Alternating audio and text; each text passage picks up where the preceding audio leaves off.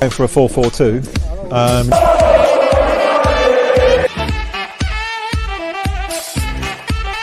He didn't know what was going on in the room. Elias managed to refrain from swearing.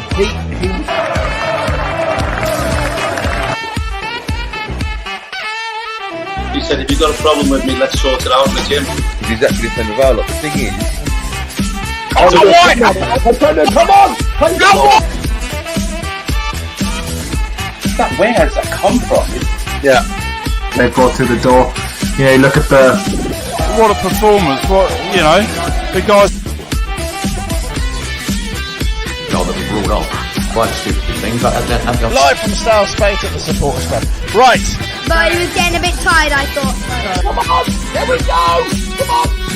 Come on! Yeah! Go!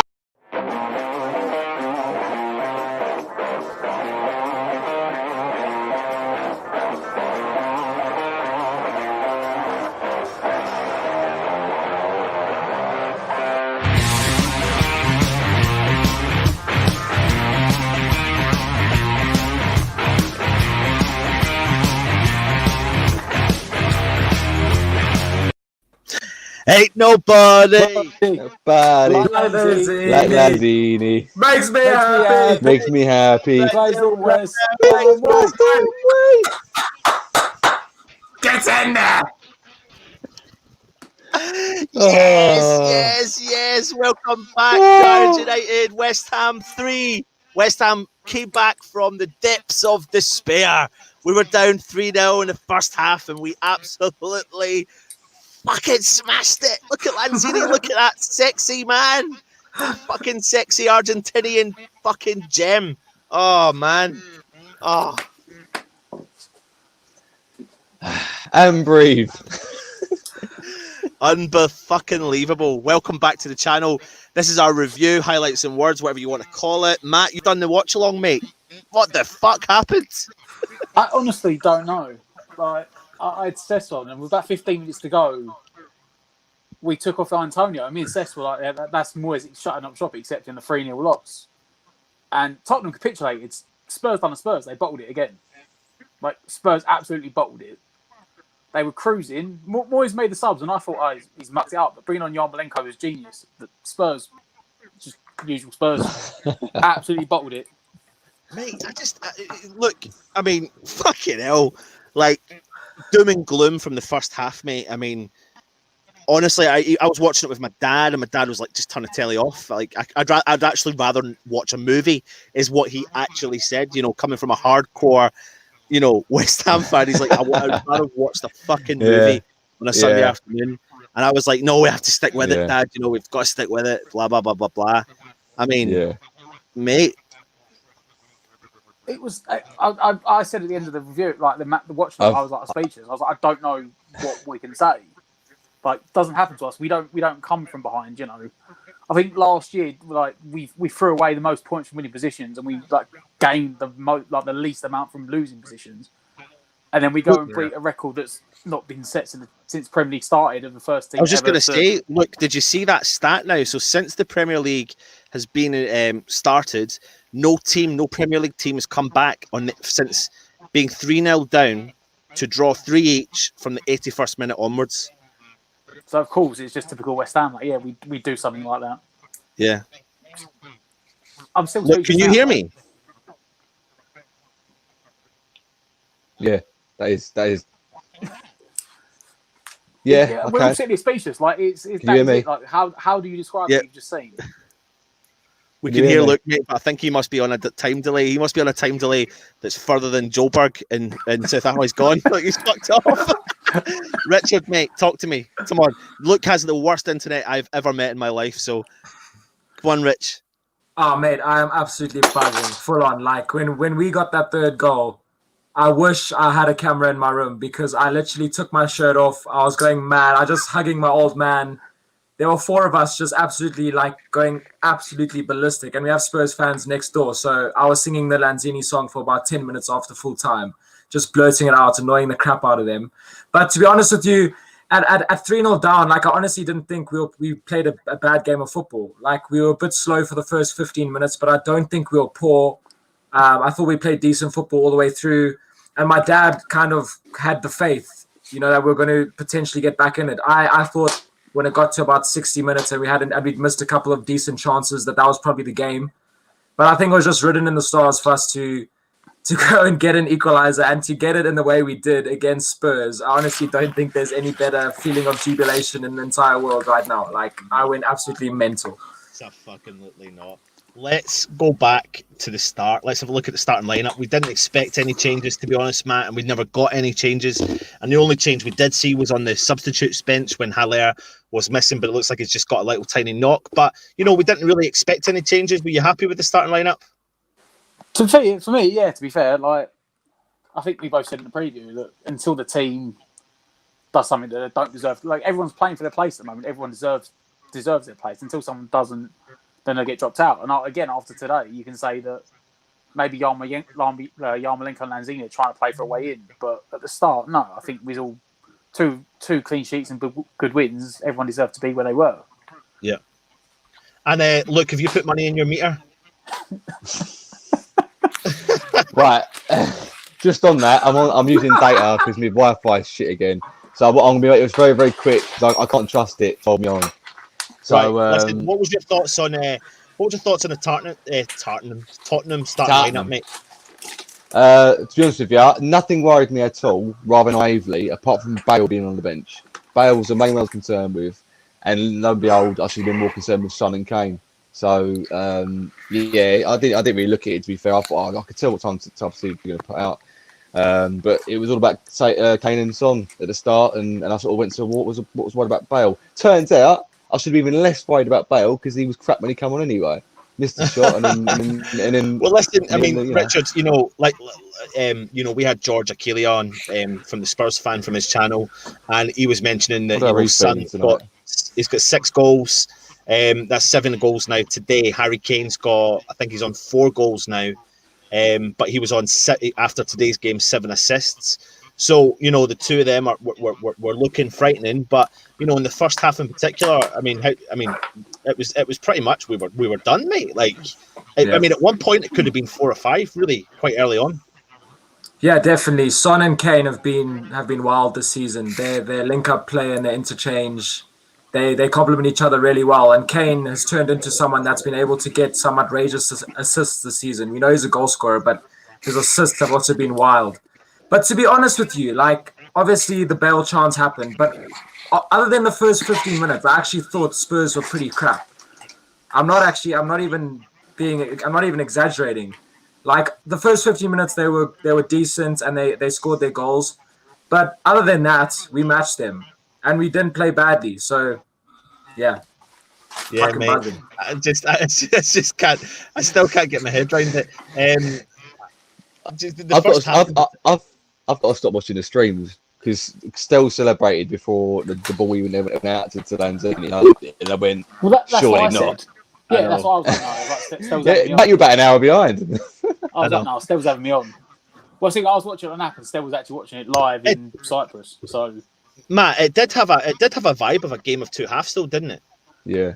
I think Tottenham were better in the team in the first half. I think very much so, and I think we were better in the second half. Yeah. I think Tottenham went 3-0 up and said, Luke said, the first 15, 20, maybe 25 minutes, like Mourinho's tactics just wiped the floor with us. We did not get in the game. We could not do anything. And then it was almost like they got to 3-0 and went, "Oh, we'll take the 3-0." Well, just on the like they were happy. Matt, they were happy at 3-0. Just on the 3-0, right? And we won't dissect that too much. But if anyone was at fault, what was the problem and why did we concede? Was it we conceded because we came up against 2 quality strikers that scored quality goals, or was there any defensive errors in your opinion? But I mean, don't forget that they in the last 4 games they've scored 17 goals or something stupid. Yeah, the last 4 games. Yeah. So they are like probably one of the most informed front threes in the league. But it was a case of they had 3 chances and scored 3 goals. They were absolutely clinical, which is what George, when he come on the preview, said. He said I think they played Newcastle and drew 1-1, and he was like they absolutely battered them and just could not score. And then Newcastle got the goal at the end. Whereas he said after that game, they've just gone into every chance they get, they're burying, and that was the case today. You know, they had 3 chances.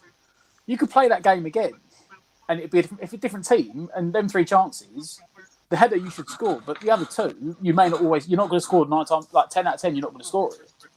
But I think that they were just so clinical today that that chance they were just bang, bang, bang, and all of a sudden they'd blown us away, or it looked like it in the first 14 minutes. I think Balbuena will be disappointed for the Son goal because there's only one thing he's going to do there, and he's going to cut in on his right foot. So for me, he's got to be showing him on the outside. So I think he'll be disappointed, and he got done. I think it was in the Leicester game as well, but we got let off the hook in that game. So yeah, he'll be disappointed with that. I think he could have avoided letting him cut inside so easily and bend one in.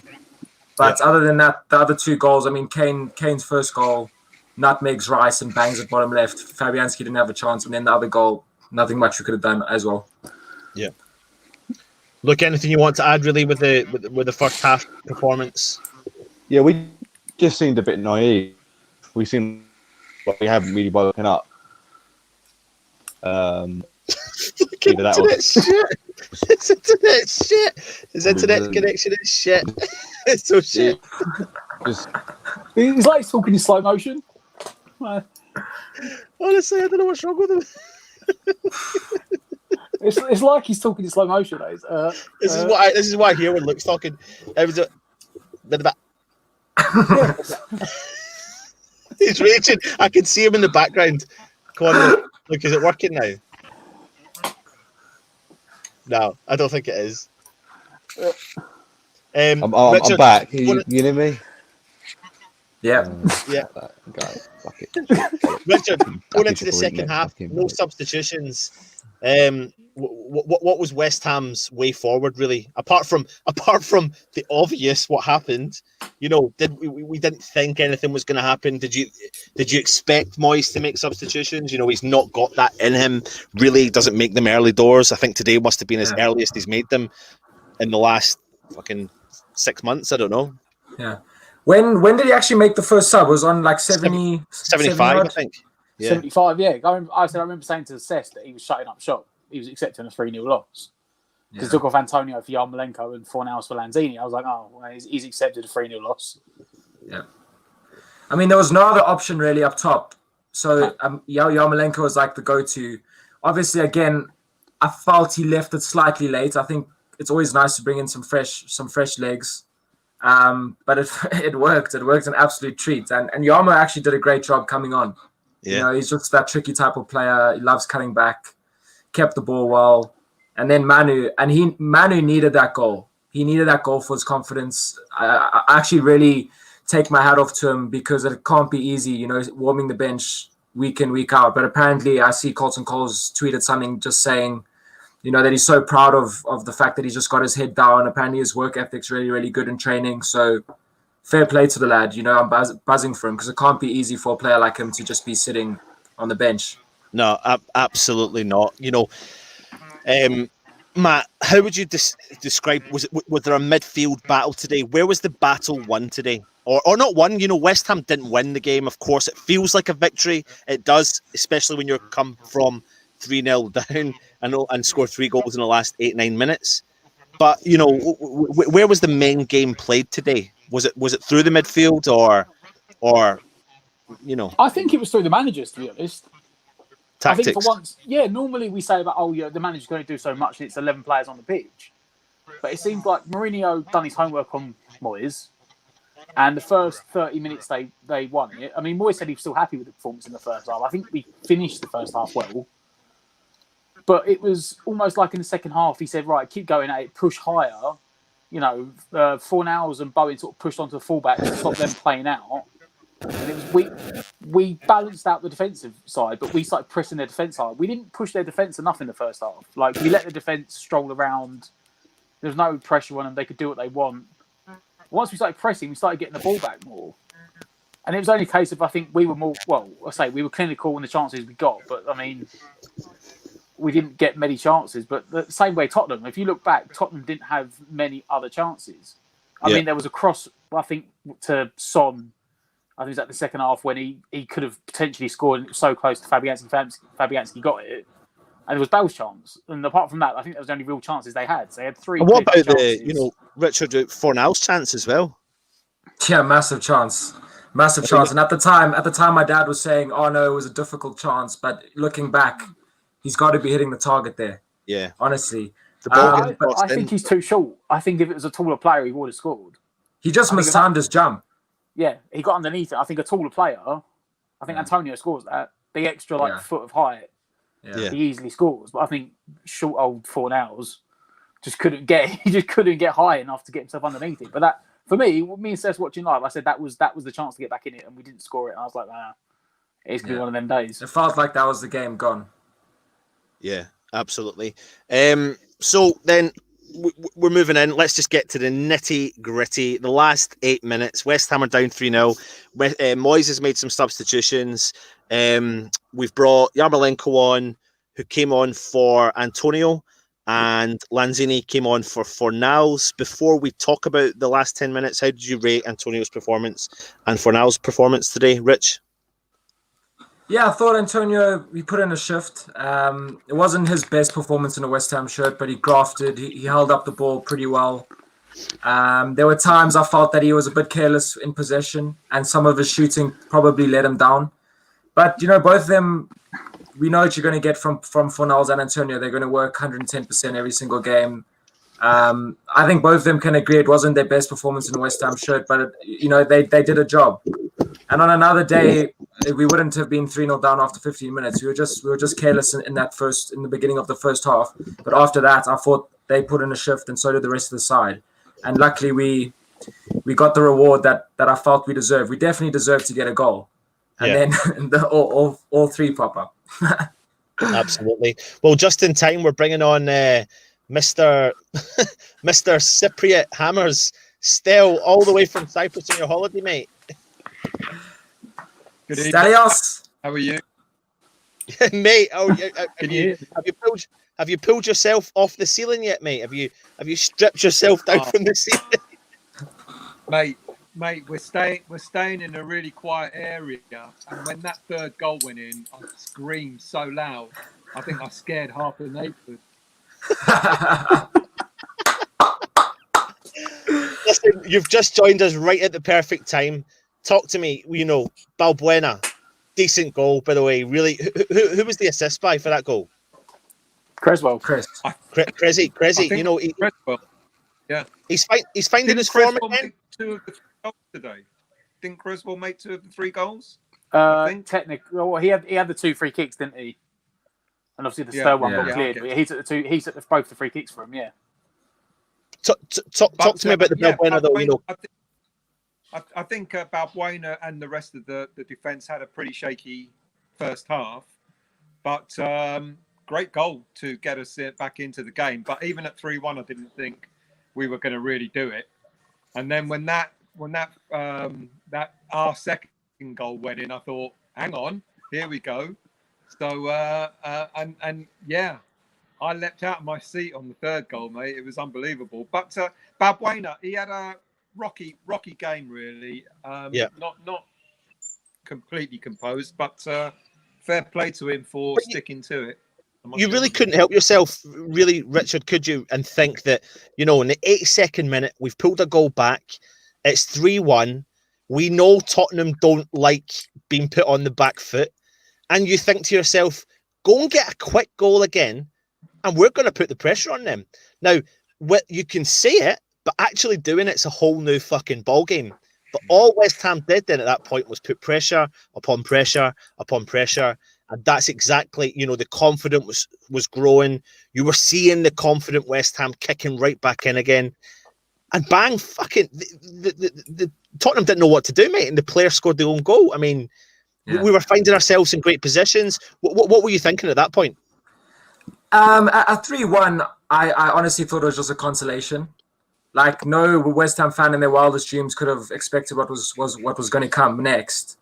But when that second goal went in, that OG went in, that's when I genuinely started to believe. I was like, we've got at least 5 minutes plus extra time. There's definitely a chance. I spoke to my old man. I said, there's one more chance in this game for us, 100%. So I started to believe. And Spurs, you could just sense the shakiness coming into their side. They were under pressure. You know, they were so comfortable at 3-0, and then bang, it's 3-2. There's a few minutes to go. And we were picking up towards the end of that second half. We were the better side. Obviously, Bale had his chance, but, you know, they looked shaky. And then, honestly, you couldn't have written what was going to come next. Honestly, like it was a Hollywood movie when Lanzini just banged that in. Oh, well, brilliant moment. Let's just talk about it, Matt. I mean, I know you were doing the watch along with Stell. I've had to go back and rewatch the end part because I was just intrigued to see how you celebrated. And if it was just like the whole of the West Ham fan base. We've even had someone come in the chat there and say, my neighbours called the police. But when we scored that goal, but that was worth it. Honestly, Charlie, brilliant story, mate, because me and my dad were out in our street and, you know, Creswell's picked up the ball and the free kick and the referee stopped the play, hasn't he? He's gone over and he's spoken to the players, and you're thinking, shit, the clock's ticking down. What's going to happen here? The ball gets cleared, and it goes. And I think it's between. Am I correct in saying was it Declan Rice and Lanzini? It was. It went out to. I think Snoddy got involved. Yeah, and Snoddy was going for a volley, and then Winks sort of cut in front of him, but didn't really clear the ball. He just sort of kicked it like 5 yards sideways, lining up directly for Lanzini. But guys, when he fucking ran towards that ball, when I saw that, when I saw him go to hit it, I was like, "This is going like." Because we all know West Ham. That's like, yeah, exactly. I was like, he's going to hit that upper stand. Like he's been in no form for so long, and you just know there's nothing's going to happen. When that crashed in off the crossbar, I thought Stell was winding us up because Stell was like celebrating. I was like, no, he's no, I don't believe him. Guys, can me we and just Seth were both behind him? Can we just have a moment of silence towards the following images?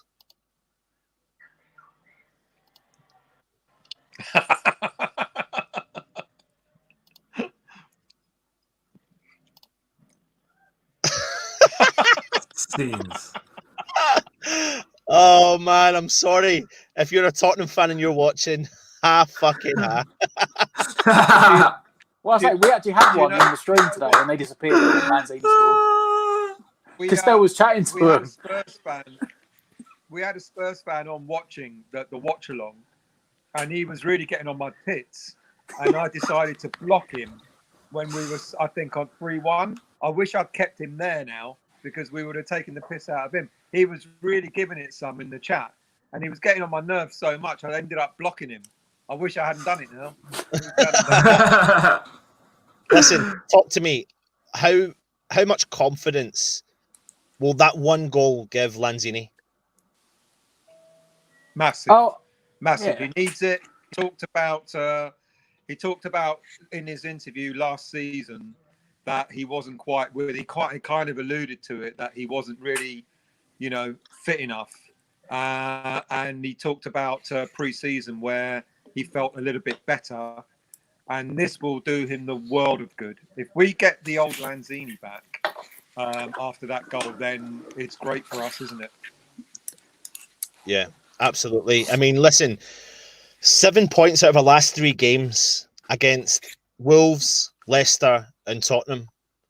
If you'd have said that coming off the back of the defeats we had before that, you would never have thought that. You would never have thought that. What look at Stell's name, Moyes Genius. Does it fall down on David Moyes? I think he gets something. I think he has to get it because we always say about it's the 11 men on the pitch, but I mean, don't forget. I think it was after the Newcastle game. Like Graham Souness on Sky Sports was like, "Where's West Ham's next point coming from?" He's like, "Look at their next 6 games." He's like, "They're going to be bottom after 7 games, cut adrift on 0 points." We should have got something at Arsenal. Like how we didn't. They were literally trying to give us the win, and we managed to throw it away. And then Moyes went, "No, enough of that." He goes, he's like, he changed the formation. He put the 5 at the back. Well, there's 3 centre backs and wing backs, which. Don't forget, he done that in his first spell as well. When he came in the first time, he changed it to the wing backs and got the best out of Masuaku. And clearly, that formation suits the players we've got more because it seems to get the best. It seems I don't think it's the best out of the players, but it gets the best results for the team, which is surely what the players want. And you have to give that to Moyes. Do you know who I think has excelled out of? Do you know who I think out of the whole squad who's excelled out of this formation is Aaron Creswell. Because he has become, he's got now the time and the opportunity to get those balls over into the box. And we've gotten an awful lot of success out of that. And I think he's one of the few players that has really benefited from the change, you know. Absolutely. And I thought he was finished.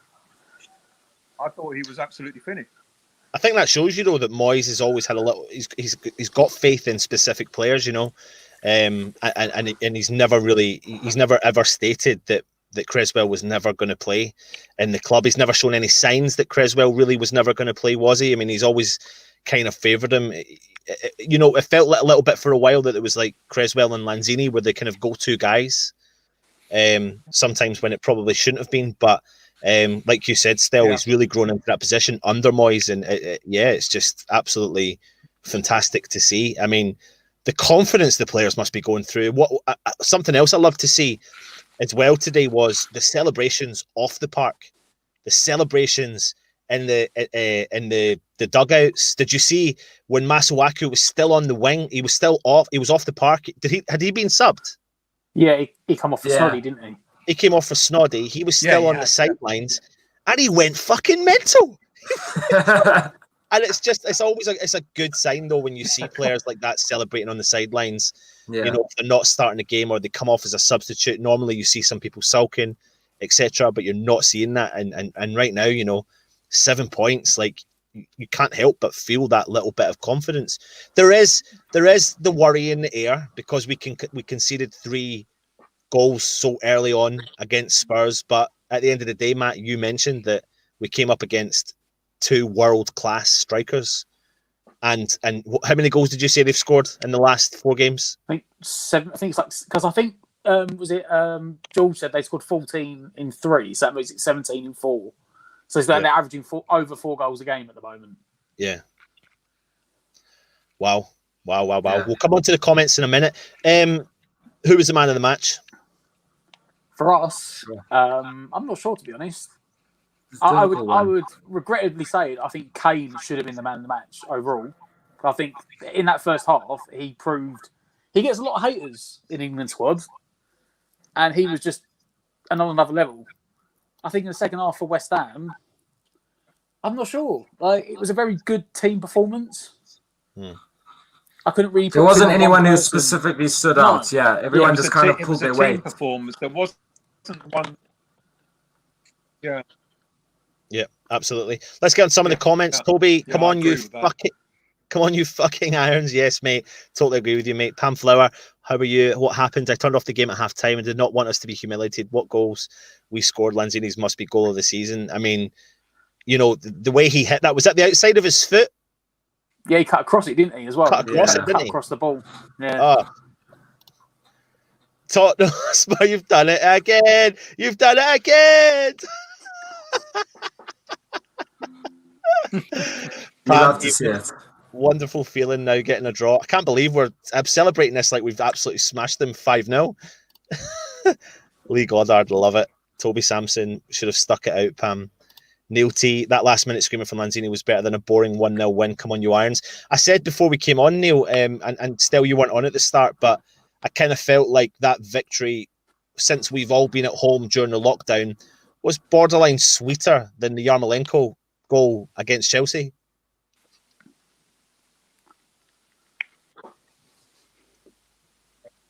Oh, have we lost? Stell's joining. No, that was the win. It couldn't have been borderline sweet. It was sweet. You know, I think the frustration was that we had to go 3-0 down to start playing. Yeah. But I tell you what, though, what we have got is a team currently that are showing we won't die. We won't give up when the shit hits the fan. Richard, is that something that Moyes is doing? Is Moyes comfortable with the squad he's got? I mean, he has stated that he's comfortable with certain positions, etc. Yeah, definitely. I think for a change now, we're starting to see some proper characters stepping up in this West Ham side. You know, we've got players that are really giving 110% for each and every other player in the team. There's no guys that are sulking in the background. You know, everyone just seems to be really on board. And as you mentioned, with the way that the subs celebrate the goals, there just seems to be some great spirits in the dressing room right now. I would have loved to have been a fly on the wall in that dressing room after that game, just to see the lads absolutely buzzing. The contrast between the West Ham and Spurs dressing rooms must have been like a massive, massive gulf. And I think Moyes now is starting to really understand, these are the lads that he wanted to get in his side. There's proper characters now. Everyone knows what's expected of them. And for me, the sky's the limit for us. Obviously, we've got 2 really tough games coming up, but after that, why not? We've got some quality players. We're putting in some quality performances. I think we can be really excited for the rest of the season now. Yeah, I think we can. I think we can, especially bringing in an exciting prospect like Ben Rama. You can potentially see how he can fit into that starting 11 or the squad in general. Fornals, Matt, what was your thoughts on him again today? I think Rich said it earlier. I think he was quiet, but he's industrious. And you're going to get. He didn't have the sort of attacking impact that he had against Wolves and Leicester, but you always get the work ethic out of him. He always give 100%. He'd always track back, and he did do that. And it was probably the right time to bring him off with 15 minutes to go, just to try and give someone else some fresh legs. And I think that's all Moyes thought at the time. Yeah. I don't think anyone foresaw what was going to happen with 15 minutes to go when he made that double sub. But he probably had like a 6 out of 10. It wasn't a bad game. He didn't have a great game. It was a solid performance, which Moyes always wants. That's Moyes' thing. That's why he trusts certain players. Yeah. That's how Fornals would play himself into the team, is that even if you're having a crap game, you better run yourself into the ground to make up for the fact you're having a crap game. Yeah. As Jones said here, so happy to see Moyes leaping about. It's 500. I mean, Stell, what was it like watching him on the sidelines going absolutely ballistic, running onto the park? I think Stell's joined Luke, isn't he?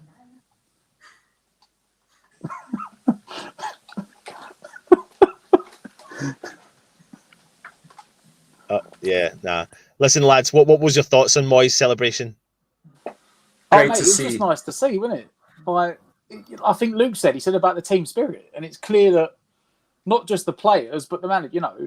I think Jamie Carragher was like, "Yeah, look at Moisey go jumping up and down on the pitch," and they said to him afterwards, "You not want to go getting involved," and he was like, "Oh, it's been over and done before."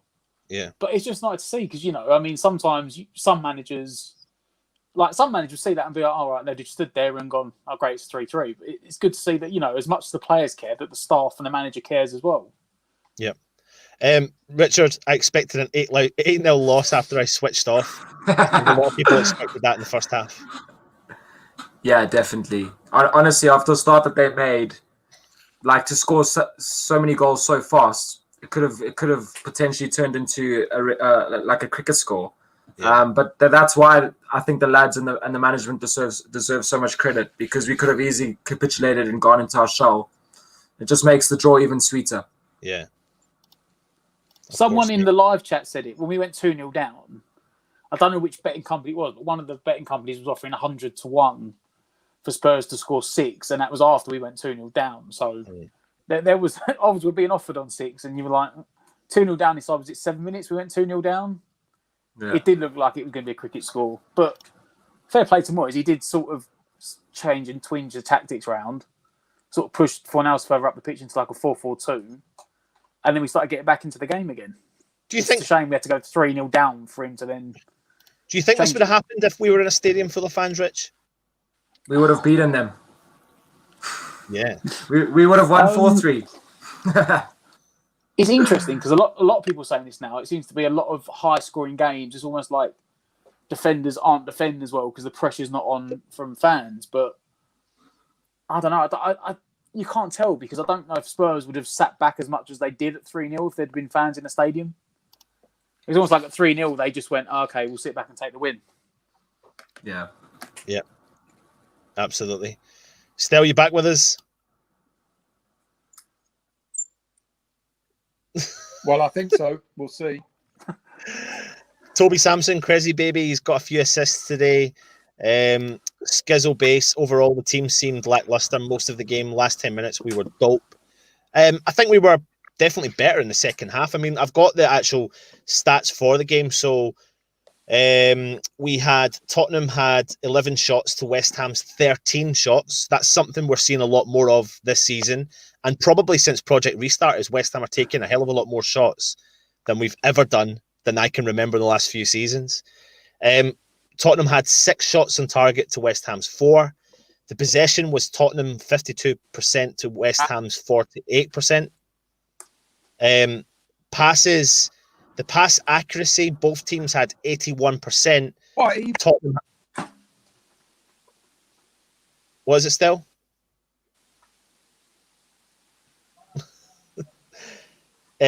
Tottenham had 5. Even then, I thought we definitely took it to them in the second half. Yeah. Yeah. Absolutely. And with that draw, I mean, it pushes West Ham into 8th place with 7 points, but 1 point behind Spurs after 5 games. 3 points from second place. Fucking hell. I mean, the thing is, this season is wide open. Let's be honest. I mean, you can't. I didn't even do an accumulator this weekend. I never bet on West Ham anyway, but I wouldn't even bother doing one this season. The results we've seen, the way the league's going. I mean, Liverpool lost Van Dijk. The title race can be wide open. Yeah. Everyone predicted us to be bottom of the league after 7 games because we were going to get no points, and we're now sitting on 7 points after 5 games. It's going to be an interesting season. Let's put it that way. It's just about how we can perform. We've been consistent in the last 3. Reasonably consistent in the last 3 games. It's just about how we can perform against. We've got tough fixtures coming up, but maybe what you say on paper is teams in and around us as well. This is a good one. Yeah. Great goal at the end. Loved it from an Arsenal fan. My girlfriend is West Ham. She was very happy. Arrived 66. Having a debate in the house here. What was the best goal for fans? Yarmolenko's winner against Chelsea or Lanzini's equaliser tonight? Judgment here is the latter. I'm not denying that I would have gone fucking mental for both of them. And I did go mental for both of them in my house. I just don't know what if it was the fact that maybe it was away at Spurs that would have made me... in terms of what it meant to the team, Yarmolenko's was probably more. Because in terms of like the lockdown, Project Restart, that was almost what kick-started us not getting relegated. Was that result against Chelsea? But for what it's going to go down remembered by, it will definitely be that Lanzini goal. Yeah. People can remember that more than the Yarmolenko goal. Because of how good, not just the fact it was a 3-3 draw in the last minute, it's how good it was as well. Richard, Skizzlebase, imagine the ball falling to McQuell in the 94th minute. Could you imagine? God. That would have been in the upper tier if that was Antonio. That would have gone outside the stadium. Shit, man. Shit. God bless Mick. He's a ledge. Yeah, absolutely, mate. Stefan Barnes, I'm still sitting here. Oh, mate. Let me see what you're saying. Stefan, it would be weird if you didn't, bro. Oh, man. Peach. Yep, absolutely, mate. Lanzini was a rocket, plus Anton missed it. So I'm saying future Matt or Stel or the Revelator take control. All right, mate. Take it easy, son. West Ham could win the league this year, mate. You need to take it easy as well. Toby, I missed Anton's game commentary, though. Hey, listen, thanks, Toby. As long as we get a result, that's the main thing. Don't know what that point was. It's just skip the comments. I'm just trying to find the one I just left at. Shit, there's so many. I'm going to try and skip some. Sorry, guys. I know. I've been trying to keep up with them. I'm reading them. I'm like, there's way too many going in. Great result. Hammers keep on going. Greetings from a Greek supporter from the best British team, West Ham United. Legend, mate. To see Stel jump out of his chair was worth it. Kieran having a beer with a mate, Spurs fan. This is a good point. All teams in the Premiership will now be very wary of West Ham after the Wolves and Leicester wins and the comeback at Spurs. Let us hope that no key players get injured. It's a good point, Richard. Yeah, definitely. We just look like a different team, and all the confidence that we've gained from those results, like it just sends a warning out to the rest of the league that we're a different side this year. We've got fight all the way through our side, so it's fantastic to see. Yeah. Well, even if you go back as far as Project Restart, I mean, even that one, I think we lost 3 games, didn't we? We lost the Spurs, the Wolves game, and Burnley, but we won like 3 games to have momentum coming out of Project Restart. Yeah. Yes, we had the only poor game we've had this season was Newcastle. Exactly. And that was poor, and Moyes was like, nope, and change the formation straight away. But I said, the season's wide open, and anyone can finish anywhere at this point. This is what Pedro Obiang said on his Twitter. Haha, I think Lanzini just went one better. That's brilliant. What a rocket he scored. Even Stevie Wonder could have seen that last 10 minutes. Everyone spam Lanzini. I'm just trying to get through some of these. Wait till Ben Rama gets going. Yeah, I'm excited by him, mate. I really am. I really do think he'll come in eventually and replace Fornals. I don't want to do Fornals an injustice, but I think he could. He's you get what you ask for from Fornals, but when it's been Rama, it's the excitement, getting your bums off the seats potentially. It'll be sad to drop Fornals, but I can't see anyone else making way for Benrahma. I agree. Ian Mears is saying it's Masuaku, but that could be a shout as well. Could try both, but not for you'd have to maybe drop Fornals into Masuaku's position, but I think at the moment, to be fair, it probably would be Fornals. Yeah. Had to pop over to Spurs TV for a laugh. Charlie Harrison, I don't think we ever gave up offensively, and despite poor defending for all 3 goals, we kept giving them problems. I was still thinking we had a chance at 3-0, and the lads deserve respect for that. Yeah, I mean, I think 3-1 gave me that belief. I did actually start to think, we scored that first goal at the right time. If it was the 85th or 6th minute, I'd have been like, nah, but scoring too late. It was just early enough that if we got that quick second goal, then it made things interesting. Yeah. 5 more minutes and that's a Hammers win, possibly, mate. I mean, if Fornals had just tapped that ball into the back of the net, everyone's talking about that Bale chance. But imagine Fornals had taken that chance. I mean, I actually think Fornals' chance was a better chance and a terrible miss. Yeah, we are still on, mate. Hope you're well. Happy Hammer. Great to see us not cave in at 3-0 down. Showed guts and determination, which has often not been the case for West Ham in recent years. Champions League, here we come. Tell you what, though, he does make a valid point, doesn't he? West Ham, after 16 minutes, have gone 3-0 down, are looking shaky. But we crumbled. We could have crumbled. We could have crumbled. 10 goals in 3, not bad. It's true, mate. It's not bad at all. And then the teams we've played, it's quality. We've scored 10 and conceded 3. I wonder what Benrahma was thinking throughout that game. Let me on the park, probably. Skizzle base. Yeah, my comment wasn't meant to sound as negative as it sounded. In contrast to the last 2 games, we're a little slow. Lee Ansell, video out in the club shop tomorrow. I'd pay it, mate. Jay Yaz, 30p bet, just returned £16.80. Good on you, mate. That was 90 minutes demonstration on what it feels like to be a West Ham fan. Absolutely. Yep. Honestly, perfect description. Yep. 100%. Jose said Spurs weren't psychologically ready. We were. Great team spirit from our lads. 100%. Yarmolenko tracked back to put off Bale. Just put that out there. I did see the picture for that. I didn't realise it was Bale. When Bale went 1-on-1, the person that was shouldering him, forced him to kick it wide, was Yarmolenko. Yeah. Listen, that's it. I can't really. There's so many more comments. We'd be here literally all night long. That has been our review. That's our highlights and words. Richard, sum up the victory. Unbelievable draw. Unbelievable. I'm fucking buzzing. Honestly, I just made a boo-boo. I said sum up the victory. It feels like it, doesn't it? It does feel like a victory. 3-0 down with 9 minutes to go. I'm going to have the best week of my life this week. I can feel it. And Matt, sum up that draw. Oh, mate, that comment said that 90 minutes is everything that a West Ham fan is. That is it, 3-0 down, 9 minutes to go. You're like, it's game over. And we've come away with, you said it, it felt like a victory. It did. Yeah. It was a brilliant performance. And hopefully we take it on to the next game. Absolutely. Yeah. What have we got coming up? West Ham Weekly is supposed to be out tonight, but we're not going to do that tonight because Stella's away on holiday. Although there may be a West Ham Weekly tomorrow night. Keep your eyes peeled on the channel for tomorrow night. Coming up this week, when do we play City? Is it the weekends? I think so. Yeah. West Ham. We're just going to get this up just to keep you up to date with what's actually going on. 24th, which is Saturday, yeah. Yeah, so Saturday, 12 midday kickoff, 12:30. Yeah. Midday kickoff. So we'll come with you live for a preview the day before, then we'll do a live Match Day Live on the Saturday for the Man City game. And yeah, we'll just see if there's any. We may even throw out a gift of the gab at some point this week as well, just to get some stuff up there. And yeah, mate, arrived 66. I've watched Lanzini's goal the same amount of times. It's brilliant. Love Ansel.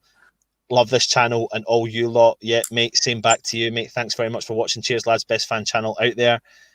Joan, well done, guys. Thanks for great coverage and review. Listen, we do appreciate all the feedback, and please leave us your feedback and let us know what your thoughts are on the channel. You know, we're hitting a bit of growth. It's nice to see it. We know we're getting people watching the channel. We're getting a lot of subscribers, etc.